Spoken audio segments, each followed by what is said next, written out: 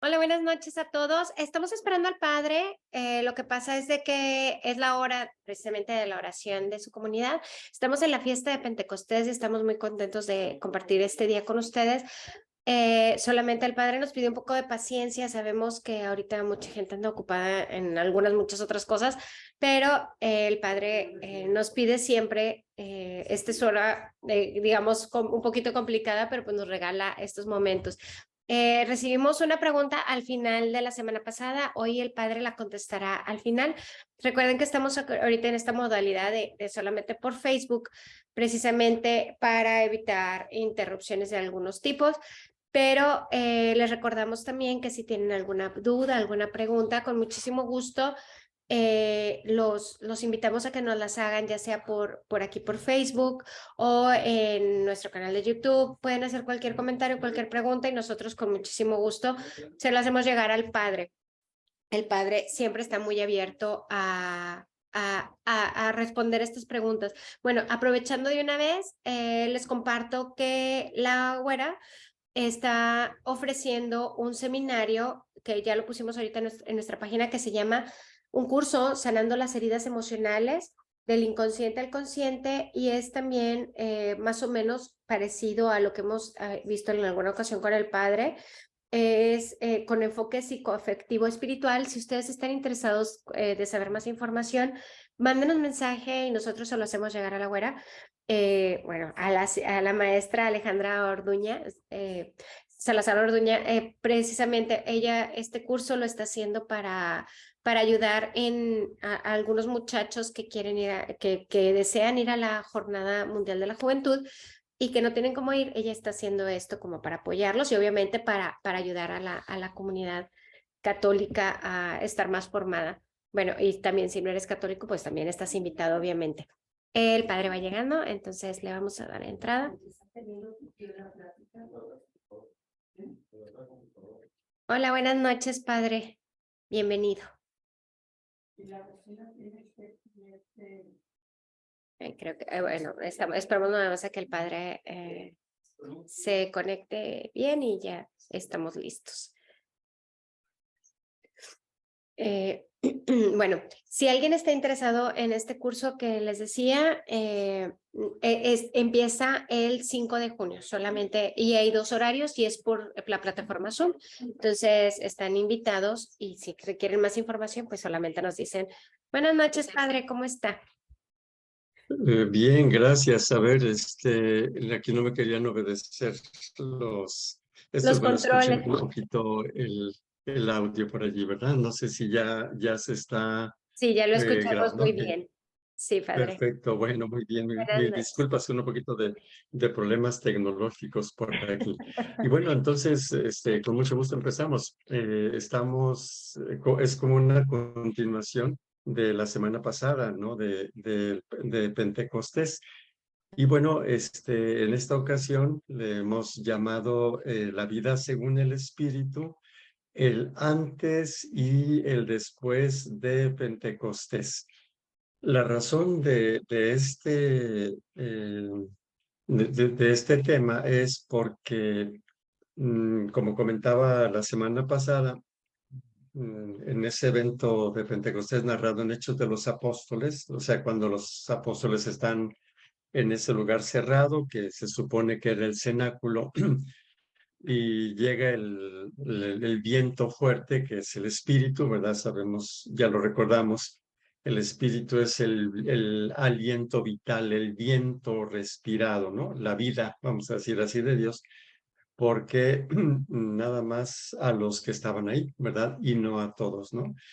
Y ahí pues hay un antes, o sea, los discípulos o los apóstoles habían tenido una experiencia que no tenía toda la demás gente. Entonces había por ahí un antes y luego otra cosita que vamos a añadir. Y un después, o sea, está muy bien lo de Pentecostés, todo resulta claro, etcétera, etcétera. Y luego, sí.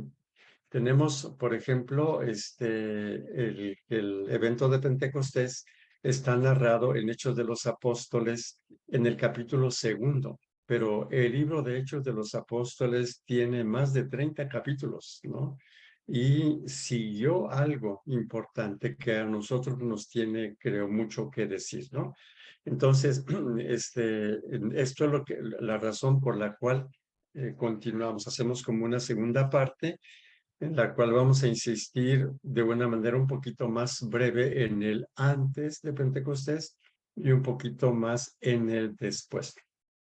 Sin embargo, yo creo que para introducir esto, puedo retomar una pregunta que se hizo al final de la intervención anterior, eh, y otra que se hizo ya cuando se estaba cerrando, no se pudo mencionar por ahí. Entonces pienso que será útil esto. Y aquí voy a poner entonces en compartir pantalla la, la pregunta, ¿verdad? Que, digamos, respondí de una manera rápida, ¿verdad? Y ahora quisiera hacerlo de una manera, ya bueno, con un poquito más de datos, ¿no? Entonces había esta pregunta, cuando el ángel Gabriel le dijo a María, descenderá el Espíritu Santo sobre ti, como que se adelantó Pentecostés. Bueno, ahí respondía muy rápidamente que el Espíritu Santo se ha recibido de muy diversas formas, incluso en el Antiguo Testamento, ¿verdad? Sin que sea un Pentecostés, porque Pentecostés tiene características específicas, ¿verdad? Que es exactamente lo que celebramos hoy, domingo de Pentecostés. Y para esto quisiera presentar algunos textos del Antiguo Testamento, ¿verdad? En el cual el Espíritu de Dios se infunde en las personas, ¿no? Entonces dice, por ejemplo, primer libro de Samuel, cuando llegaron allá a la colina, he aquí un grupo de profetas salió a su encuentro y el Espíritu de Dios vino sobre él con gran poder y profetizó. O otro texto del libro de los Números. Entonces el Señor descendió en la nube y habló y tomó del espíritu que estaba sobre él y lo colocó sobre los 70 ancianos. Y sucedió que cuando el espíritu reposó sobre ellos, profetizaron, pero no volvieron a hacerlo más. Otro texto, Saúl envió mensajeros para llevarse a David, pero cuando vieron al grupo de los profetas profetizando y a Samuel de pie presidiéndolos, el Espíritu de Dios vino sobre los mensajeros de Saúl y ellos también profetizaron. El texto que posiblemente tenga mucho más que ver con esto es el que mencionábamos la vez pasada, ¿sí? El texto del profeta Isaías en el capítulo 11, ¿verdad? Saldrá un vástago del tronco de Jesé, se posará sobre él el espíritu de Yahvé, espíritu de sabiduría e inteligencia, espíritu de consejo y fortaleza, espíritu de ciencia y temor de Dios, ¿verdad?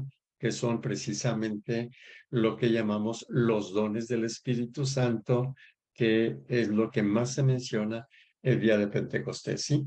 Entonces, allí nosotros tenemos que hay diferentes ocasiones en las que el Espíritu del Señor desciende, pero no es exactamente Pentecostés, ¿sí? El día de Pentecostés implica no que desciende el Espíritu Santo para concebir un hijo. Tampoco desciende el Espíritu Santo solo para profetizar, vamos a decir así, ¿no? Que en general es o para gobernar a Israel, como es lo que dice Isaías, ¿no?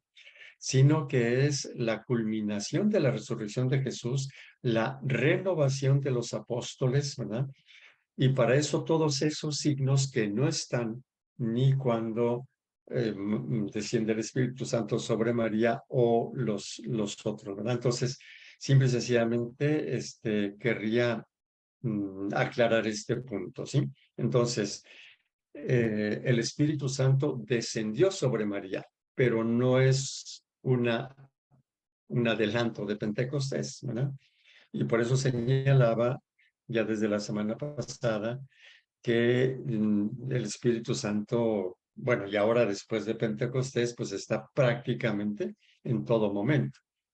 Por ejemplo, En la misa, cuando el sacerdote pone las manos sobre los dones de pan y vino, es precisamente una invocación para que descienda el Espíritu Santo sobre esos dones, ¿verdad? Hay otra pregunta y esta nos va a dar lugar para ya entrar un poquito más en nuestro tema, ¿no? Otra pregunta que dice, si en el bautismo recibimos el Espíritu Santo, ¿en la confirmación también? Bueno, pongo aquí del lado derecho una primera respuesta, ¿sí? Que este es como un problemita de lenguaje, ¿sí? Entonces, este tipo de expresiones pueden dar a entender que el Espíritu Santo es algo que si se recibe, no tiene caso volverlo a recibir, ¿sí? Pero bueno, se puede entender de esa manera. En realidad, el Espíritu Santo es la tercera persona de la Santísima Trinidad, es no sé cómo decir, el ser subsistente de la relación entre el Padre y el Hijo, la relación de amor, ¿sí? Es alguien. Y aquí, por ejemplo, es donde decimos, a ver, cuando nosotros damos amor a una persona, ya no se lo volvemos a dar porque ya se lo dimos, ¿verdad? Vamos a decir así, ¿sí? Esa sería una forma de entender que se recibe el Espíritu Santo en el bautismo, se recibe el Espíritu Santo en la confirmación. Hay algunas cositas que especificamos que lo vamos a hacer en un momentito más, pero que ahora quisiera ilustrar, ¿verdad? Entonces, por ejemplo, podríamos decir que el amor de una madre se lo da a su hijo cuando está recién nacido. Y se lo da también cuando su hijo tiene 15 años, que es un problema, ¿verdad? Un reto. Y cuando el hijo tiene 40, y ya creció, ya se fue de casa. Entonces, no es que le dio amor a su hijo recién nacido y ya no tiene que dárselo después. Se lo da y se lo da de modo diferente. Incluso, digamos, el modo, ese cambio en el cual una madre le da el amor a su hijo, ese cambio tiene mucho que ver con el desarrollo del hijo, más que con el amor de la madre, ¿sí? El amor de la madre cambia, en efecto, sigue siendo amor de la madre, pero como el hijo creció, el amor de la madre se manifiesta de otro modo. Entonces aquí, digamos que la diferencia entre el bautismo y la confirmación tiene que ver mucho con esto que acabamos de decir ahora. Quisiera concretizarlo un poquitito más y vamos a ver qué dice el Catecismo de la Iglesia Católica sobre quién es el Espíritu Santo, para que esto que ahora acabo de comentar con ejemplos pueda resultar más claro. Voy a ir leyendo primero el numeral 689 de los 690, ¿verdad? Aquel al que el Padre ha enviado a nuestros corazones el Espíritu de su Hijo es realmente Dios. Veamos que no siempre se dice Espíritu Santo, ¿verdad? Se puede decir de diferentes formas porque las palabras son pobrecitas, ¿no? Creer que nosotros con nuestras palabras ya abarcamos a todo Dios, a todo el Espíritu Santo, solo porque dijimos Dios o Espíritu Santo, no tanto. Pero aquí el Catecismo de la Iglesia Católica inicia señalando esto, ¿sí? Aquel al que el Padre ha enviado a nuestros corazones el Espíritu de su Hijo, es realmente Dios. La fe de la Iglesia profesa también la distinción de las personas. Cuando el Padre envía su verbo, envía también su aliento. Vean ustedes cómo aquí lo que nos ayuda a entender un poquito más es esa especie de comparación, ¿sí? La palabra verbo significa palabra precisamente, ¿no? Jesús es Dios persona y también es palabra del Padre. Y el Espíritu Santo es el aliento, ¿no?, del Padre, ¿sí? Entonces, aquí es donde nosotros con mucha humildad debemos reconocer que nuestro entendimiento y el uso de las palabras, ¿sí?, cuando hablamos de Dios, es sumamente inadecuado, ¿sí? Si esto no lo entendemos, entonces vamos a tener muchos problemas en nuestro diálogo cuando hablamos de Dios o de cualquier otra cosa que trasciende este mundo, incluso hablar de Satanás, por ejemplo, ¿no? Hay mucha gente que habla de Satanás como si lo tuviera clarito y como si, no sé, ¿verdad? Como, bueno, ya lo comentaremos un poquito más adelante. Y es una cosita que ya habíamos también tratado anteriormente, pero ahora en relación al Espíritu Santo con mayor razón, ¿sí? Entonces dice, cuando el Padre envía su verbo, envía también su aliento, ¿verdad? Misión conjunta en la que el Hijo y el Espíritu Santo son distintos pero inseparables, ¿sí? Es decir, cuando nosotros recibimos al Espíritu Santo, recibimos a Jesús. No son separables, ¿sí? Sin ninguna duda, Cristo es quien se manifiesta, imagen visible de Dios invisible, pero es el Espíritu Santo quien lo revela. A ver, aquí dice, sin duda, Cristo es quien se manifiesta, imagen visible de Dios. Acordémonos cuando Felipe le dice a Jesús, muéstranos al Padre y eso nos basta.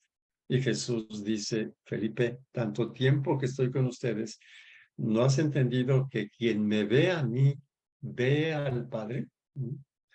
Bueno, todavía intentando decir alguna palabrita para entender, ¿verdad? El Espíritu Santo. Entonces, dice el 690. Jesús es Cristo ungido. Cristo significa ungido, porque el Espíritu es su unción. No sé hasta qué punto esto resulta claro. En términos materiales, la unción se hace con ungüento. Y el ungüento es aquí como una analogía del Espíritu. Si Jesús es ungido como el Mesías, es el Cristo, el ungido. ¿Y cuál es su unción? Su unción es el Espíritu Santo, ¿sí? Y todo lo que sucede a partir de la encarnación mana de esta plenitud, ¿no? Y continúa diciendo, la misión conjunta se desplegará desde entonces en los hijos adoptados por el Padre en el cuerpo de su Hijo. La misión del Espíritu de adopción será unirlos a Cristo y hacerles vivir en Él. A ver, aquí también estamos haciendo un esfuerzo por hablar de Dios, sabiendo que hablar, el hablar, nosotros hablamos y Dios trasciende nuestro hablar, Dios trasciende nuestros conceptos. Y podríamos decir que en la revelación de Dios a lo largo de la historia, lo primero que aparece para nosotros es Dios Padre. Cuando aparece el Hijo viene con el Padre, o sea, no es tan separable. Quien ve a Jesús ve al Padre, ¿no? Y después, cuando viene el Espíritu Santo, es el Espíritu de Jesús, vienen las tres divinas personas, ¿sí? Por eso se habla de la inhabitación de la Santísima Trinidad. No sé hasta qué punto haya podido expresarme con claridad en esto que la teología lo tiene muy claro. Los teólogos saben que van a tratar de hablar de Dios con un lenguaje humano y por tanto muy limitado. Y más que los teólogos, esto lo saben los místicos, los santos. Por eso, en cierto punto, su oración es sin palabras, en silencio. Usan las palabras, claro, de cuando en cuando, pero no mucho. Vemos ahorita si es el caso de regresar aquí. Entonces, el problema es el lenguaje y nosotros usamos algo que se llama lenguaje analógico, lenguaje por comparación. Hacer una analogía es presentar una figura que me ayuda a entender otra cosa. Por ejemplo, Jesús usa mucho las analogías, ¿no? Por ejemplo, cuando Jesús dice, el reino de los cielos es como un grano de mostaza que es muy pequeñito, pero una vez que es sembrado, crece, etc. Entonces, el grano de mostaza es un grano, sí, pero se está usando como analogía, ¿sí? Como una comparación, una metáfora que me va a ayudar a entender esto, ¿sí? Entonces, las parábolas de Jesús son lenguaje analógico. Nosotros no tenemos otro modo de entender a Dios, más que con el lenguaje analógico. No lo hemos visto directamente, como dice San Pablo, cuando lo veamos directamente, pues ya no vamos a necesitar todas estas mediaciones de lenguaje, de conceptos, etcétera, ¿sí? Entonces, conviene que nos resulte muy claro que nosotros entendemos a Dios por analogías, ¿sí? Dios Padre, claro, aquí en la tierra hay padres e hijos. Entonces, al hablar de Dios Padre, usamos el concepto padre o la paternidad para entender algo de Dios. La relación entre Dios Padre y Jesús, la filiación, bueno, también nosotros aquí en la tierra hay hijos de sus padres, ¿verdad? Y hablamos de Jesús como el Hijo con mayúscula. Y bueno, tenemos una analogía y eso nos ayuda a entenderlo. Pero no hay Espíritu Santo, ¿verdad? Sí. Entonces, el Espíritu Santo es más difícil de conceptualizar, ¿verdad? Los conceptos que nos ayudan es el Espíritu Santo, es vida, ¿verdad? Aliento vital, es amor, ¿sí? Y bueno, aquí depende qué figura tenemos de vida y qué figura tenemos de amor, ¿sí? Pero este es nuestro grande problema. Por eso, cuando decimos, bueno, el Espíritu Santo se recibió en el bautismo, se vuelve a recibir, uno dice, pues es que se recibe siempre, todo el tiempo, ¿verdad? Pero cuando se trata de sacramentos como bautismo y confirmación, tenemos todavía alguna cosita más que decir. Bueno, pero para concluir un poquito este pensamiento, lo que he puesto acá del lado derecho, ¿no? El Espíritu Santo es la relación amorosa entre el Padre y el Hijo, pero es una relación subsistente, es decir, tiene sustancia propia, vamos a decir así, es una persona. Aquí es donde nosotros decimos la analogía de las relaciones humanas nos ayuda, pero es muy limitada, ¿sí? Porque, por ejemplo, el amor entre un papá y un hijo, el amor, la relación amorosa entre un padre y un hijo es una relación, no es una persona. Entonces, en la Santísima Trinidad es esa relación y esa relación es una persona. Por eso se dice que es subsistente, ¿sí? Y es aquí donde tenemos con mucha humildad que decir, pues sí, hay tres divinas personas, pero es un solo Dios. No son separables, pero son tres divinas personas, ¿sí? Como que a veces se nos olvida un poquito y perdemos el sentido de Dios Padre, Dios Hijo y Dios Espíritu Santo, ¿verdad? No sé qué tan claro haya podido ser. Bueno, esperemos al final si sobre esto hay algunas cositas, algunas preguntas que puedan surgir. Pero vamos directos a la cuestión de la confirmación. O sea, el Espíritu Santo se recibe. Bueno, ya dijimos que sí. Pero quisiera leerles el numeral, en primer lugar, 1290 del Catecismo de la Iglesia Católica, que nos da algunos datos históricos, ¿verdad? Dice, en los primeros siglos, la confirmación constituye generalmente una única celebración con el bautismo. O sea, al principio era en un solo ritual, bautismo y confirmación. Se bautizaban adultos, pero la multiplicación de los bautismos de niños y la multiplicación de las parroquias rurales ya no permitía la presencia del obispo, que era él quien presidía los bautismos. En Occidente, por el deseo de reservar al obispo el acto de conferir la plenitud al bautismo, se establece la separación temporal de ambos sacramentos. El Oriente ha conservado unidos los dos sacramentos. En la Iglesia Católica de rito oriental, cuando se bautiza a un niño también se le confirma. El mismo sacerdote que bautiza confirma. Aquí, entonces, al inicio de la Iglesia se bautizaban adultos y era todo pegado. Cuando se bautizan niños, entonces se bautiza un ser humano inmaduro. Y la madurez viene después y por eso se separó como para decir, ok, el bautismo se recibió de una manera, pues prácticamente sin darse cuenta. Está también considerada la responsabilidad, como vamos a ver en el otro numeral, de los creyentes que un bebé no puede tener. Entonces la confirmación se hace después. Y leo entonces el numeral 879. El sacramento de la confirmación que imprime carácter y por el que los bautizados, avanzando por el camino de la iniciación cristiana, subrayo, los bautizados van creciendo, avanzando, quedan enriquecidos con el don del Espíritu Santo y vinculados más perfectamente a la Iglesia. Los fortalece y obliga con obra para que sean testigos de Cristo y propaguen y defiendan la fe.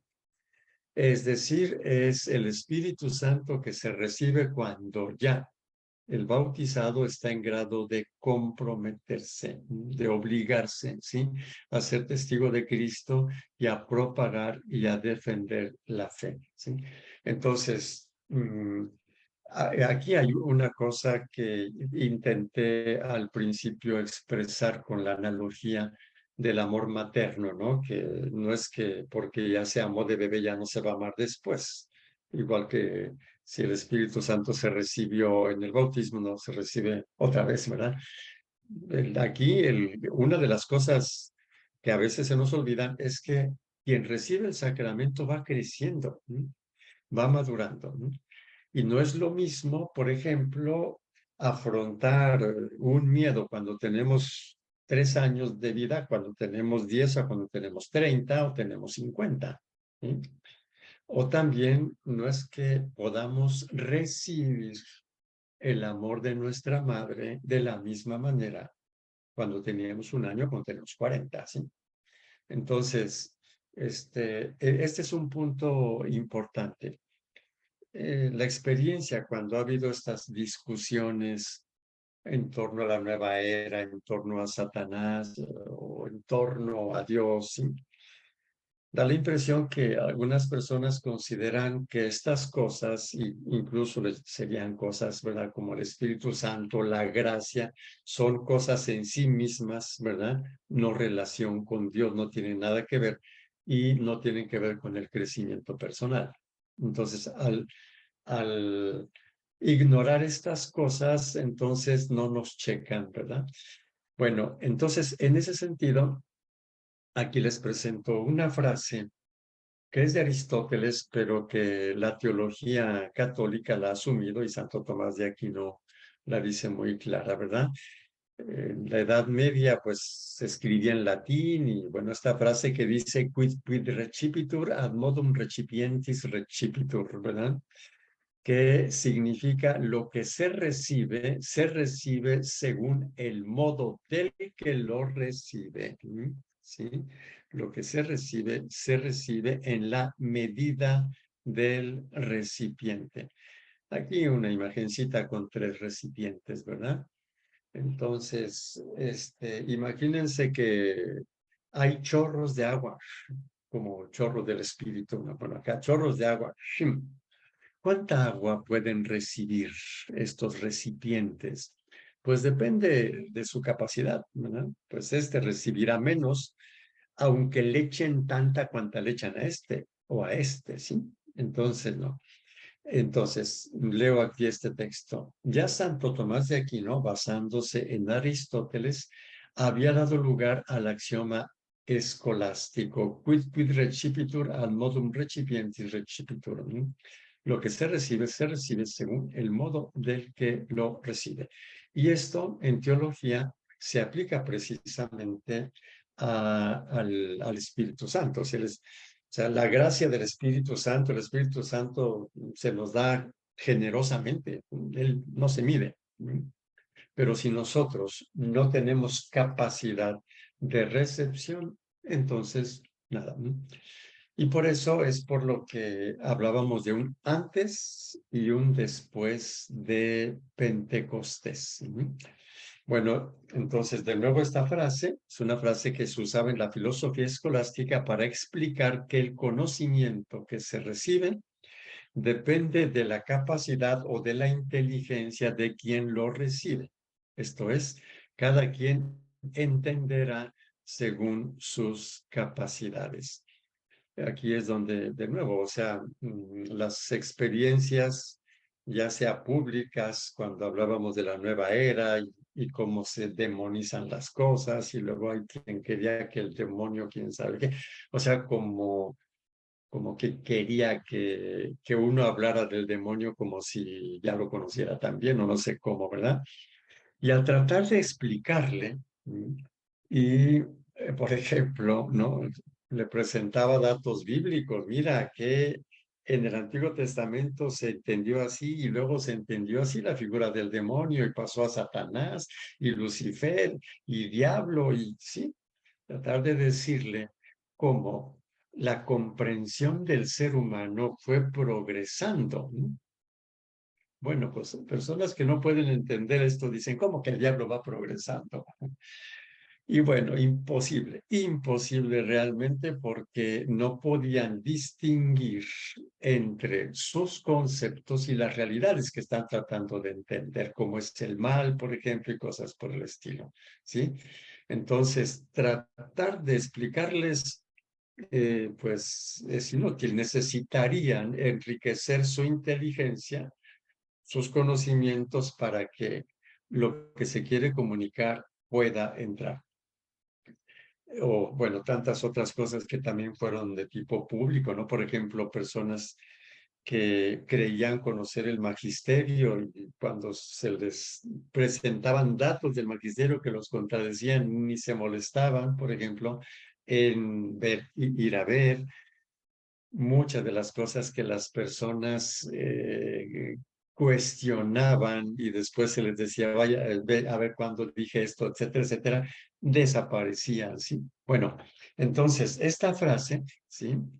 Vuelvo a recordar para acá, lo que se recibe según el modo o según la medida o según la capacidad del que lo recibe, se da en todo. ¿No?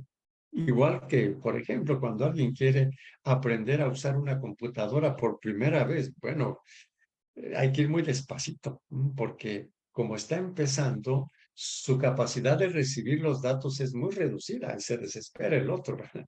Y así podemos decir en todo. Bueno, pues también en lo que se refiere a la vida según el Espíritu, que es precisamente lo que vamos a ver un momentito más, ¿verdad? Que es el objetivo de esta plática, ¿sí? Entonces, ¿qué sucede cuando algo importante en la vida rebasa la capacidad de comprensión? La persona se desespera, o la persona despotrica, o la persona se enoja con Dios y cosas por el estilo.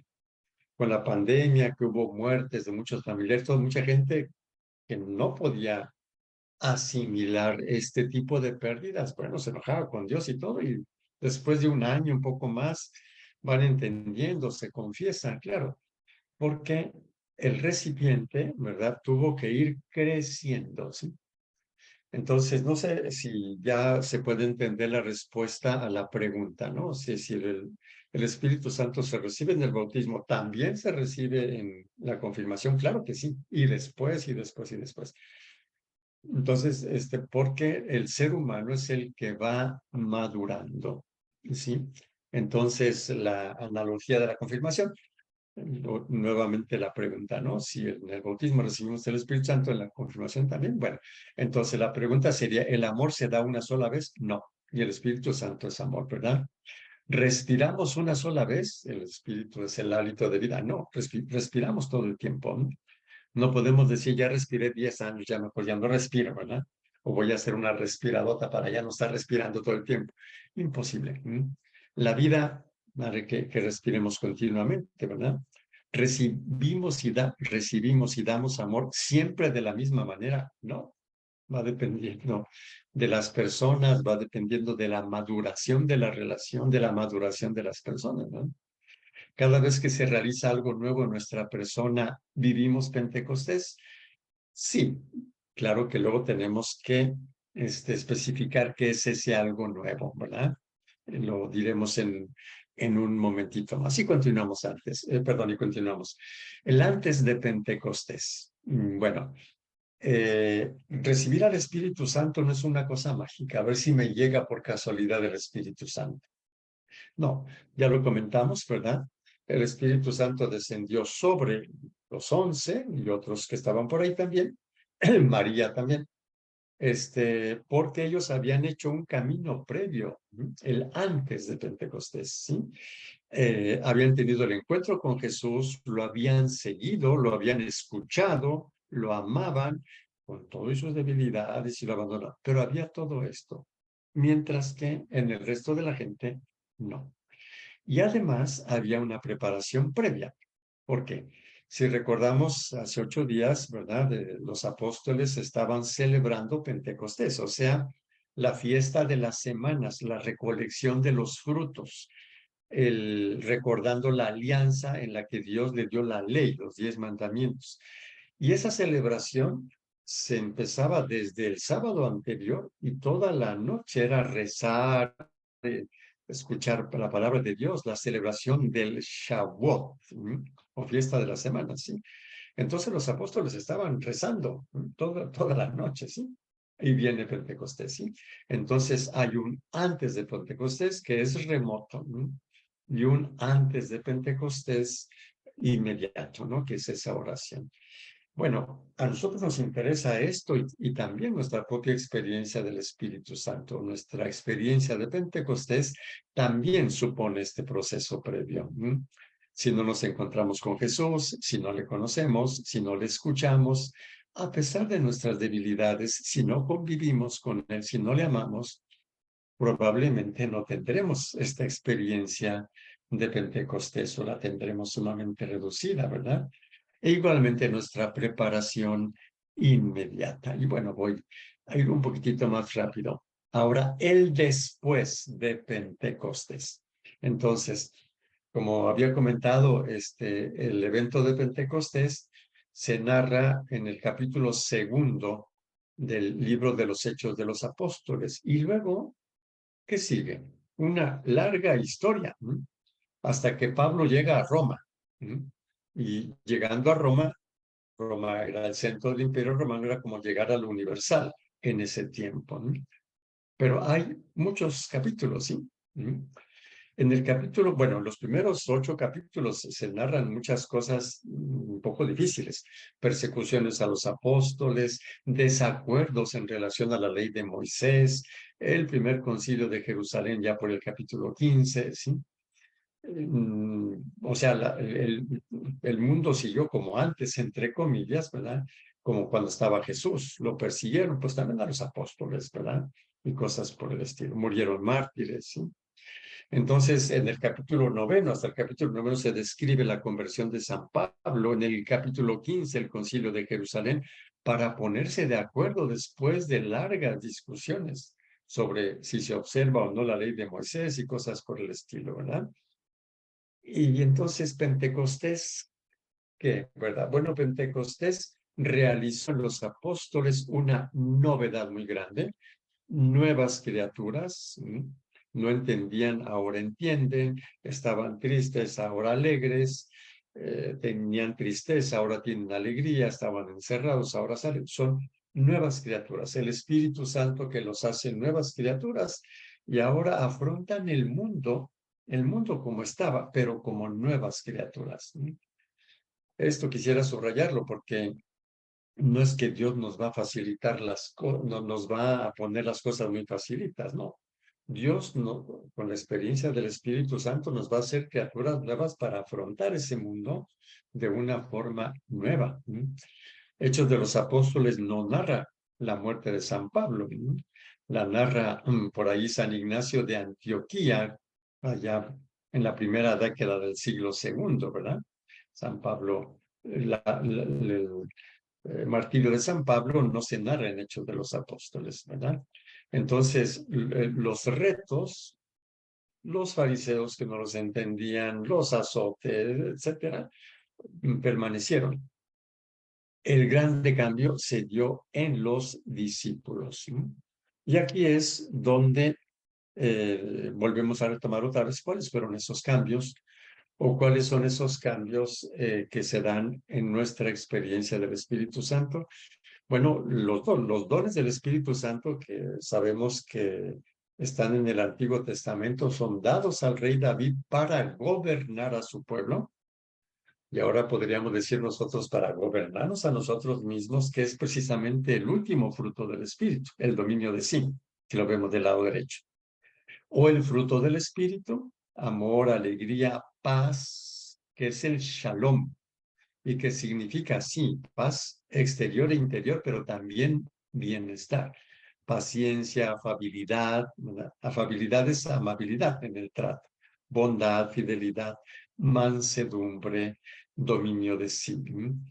Entonces, la experiencia del Espíritu Santo en nosotros sería, digamos, demostrable o mostrable a través de estas cosas, ¿no? Tratando de reordenar, ¿no? Vemos que cuando se habla de los dones del Espíritu Santo, tiene mucho que ver la sabiduría y la inteligencia, el entendimiento, el conocimiento, ¿no? Y luego el respeto a Dios y su voluntad, temor de Dios y la fortaleza. Y en el fruto del Espíritu es el amor, pero es el amor expresado en el trato, ¿no? La paciencia, por ejemplo, la afabilidad, amabilidad, la bondad, la fidelidad, la mansedumbre, todo eso tiene que ver con el trato al prójimo, ¿no? Más la alegría que no se puede forzar, la alegría solamente la podemos tener si nosotros somos criaturas nuevas, ¿verdad? Y bueno, podemos volver o seguramente volveremos a retomar el tema de la alegría que ya lo hemos comentado en alguna otra ocasión. La paz interior tampoco se puede obligar, ¿no? Solo es resultado de una transformación interior y el dominio de sí, ¿no? Entonces, digamos que al Espíritu Santo lo vamos a ir conociendo conforme nosotros vamos adquiriendo esto, conforme vamos madurando. Y a esto se le conoce como caminar según el Espíritu o vivir según el Espíritu o espiritualidad. Y concluyo, ¿verdad? Se podrá vivir esta novedad, dejamos ahí todo en blanco, ¿verdad? Sin renovar el carácter. Y aquí es entonces donde quisiera concluir con esto que seguramente nos motivará para temas siguientes, ¿sí? Y es el hecho de que parecería que la experiencia del Espíritu Santo equivale a decir la experiencia de ser transformados en nuestra mente para tener sabiduría, inteligencia, conocimiento y en nuestro trato, en nuestro carácter, es la parte más exigente. Aquí es donde se encuentran espiritualidad, teología, psicología y ciencias humanas, ¿sí? Porque lo que nosotros vemos y vimos como fruto del Espíritu y como dones del Espíritu Santo tienen que ver con cambios personales, ¿verdad? Si no entendemos las cosas, bueno, nuestro gran reto es entenderlas, ¿no? Y entenderlas con sabiduría. Si no podemos tener buen trato, el grande reto es lograrlo, ¿sí? Este es entonces nuestro grandísimo reto y por lo tanto el caminar según el Espíritu es el caminar en esta transformación personal. Bueno, yo aquí me detengo. No sé si haya por allí alguna intervención, ¿verdad? Si no, bueno, pues entonces concluimos, ¿no? El día de hoy. Bueno, padre, tenemos una pregunta y dice Laura Herrera, buenas noches, tengo una pregunta sobre las emociones sociales. Le reenvié el link de la plática a una persona y me comentó que reflexionó que ella a veces siente envidia de personas que hacen algo mejor que ella o tienen una habilidad que siente envidia y luego piensa, no debo sentir envidia. ¿Cómo hacer para no sentir envidia o resignificar esa emoción y los pensamientos de ese tipo? ¿O cómo saber en qué momento es un problema sentir envidia y qué puede hacerse para trabajar? ¿Y qué puede hacerse para trabajarlo? Claro, muy bien. Entonces, conviene entender la estructura de la envidia y desde un plan, bueno, me parece que la forma más adecuada es entenderla desde una perspectiva llamada cognitiva, ¿verdad? Entonces, nosotros nos demos cuenta o no nos demos cuenta, creemos que valemos o no valemos, ¿verdad? Nos valoramos o evaluamos. Hay personas que se evalúan correctamente, ¿verdad? Hay personas que se evalúan mal y hay personas que se evalúan por comparación. ¿Mm? Entonces, la envidia es el resultado de una evaluación por comparación. Es decir, cuando hay algo que otro tiene que yo no tengo, ¿verdad? Sea una cualidad o una cosa, etcétera, entonces me comparo. Y me comparo con un criterio muy preciso, ¿sí? Si yo no tengo eso, yo valgo menos que la otra persona. Entonces, entendiendo esta estructura de la envidia, ahora podríamos decir que para superar la envidia debe aprender otro modo de evaluarse, ¿sí? Que no sea por comparación. No es nada sencillo, podemos después quizá dedicar un tiempo a las emociones y en particular la envidia y alguna que otra por ahí. Pero aquí la cuestión sería que en su cabeza tuviese muchos más datos, ¿no? Por ejemplo, cuando nosotros vemos que otra persona tiene más cosas, ignorando muchísimas cosas, ¿verdad? Nosotros creemos que esa persona está mejor. ¿Mm? Y a veces ni siquiera es cierto. Hay personas que tienen mucha fama, mucho dinero y se suicidan. O sea, son súper infelices, ¿no? Y nosotros veíamos, pero ¿cómo es que sí? Entonces, en la medida en la que va entendiendo lo frágil, lo falso, el margen de error tan grande al estar evaluando a otras personas, pues deja de evaluarlas, ¿no? Por ejemplo, esa es una cosa a desarrollar. Y como decía, la otra, ¿verdad? Cómo aprendió a evaluarse por comparación, ¿verdad? Y aprender a evaluarse en forma independiente, ¿sí? Eso es lo que señalaría. Pero el punto importante, creo yo, es la conciencia de que hay un modo de autoevaluarse y que es por comparación, ¿sí? Es lo que comentaría. También les recordamos, Laura, que el padre ya dio una plática sobre emociones y también dio una clase de autoestima dentro del colegio que está también en la página, por si gustas también compartir esa información, como dijo el padre, tal vez más adelante puede hablar de ese en específico, pero también puede ayudar esa información. Padre, disculpe, es todo lo que tenemos al momento. Muchísimas Perfecto. gracias, en verdad, Muy bien, muy disculpe. bien. Pues que Dios les bendiga y seguramente los próximos temas tendrán que ver con la sabiduría, el trato a los demás, el dominio de sí, ¿verdad? Que continúen de alguna manera nuestro tema. Ok, muy Muchísimas bien, pues que tengan gracias. buenas noches. Igualmente, padre, Gracias, muchísimas gracias. gracias, que sigan. Hasta luego.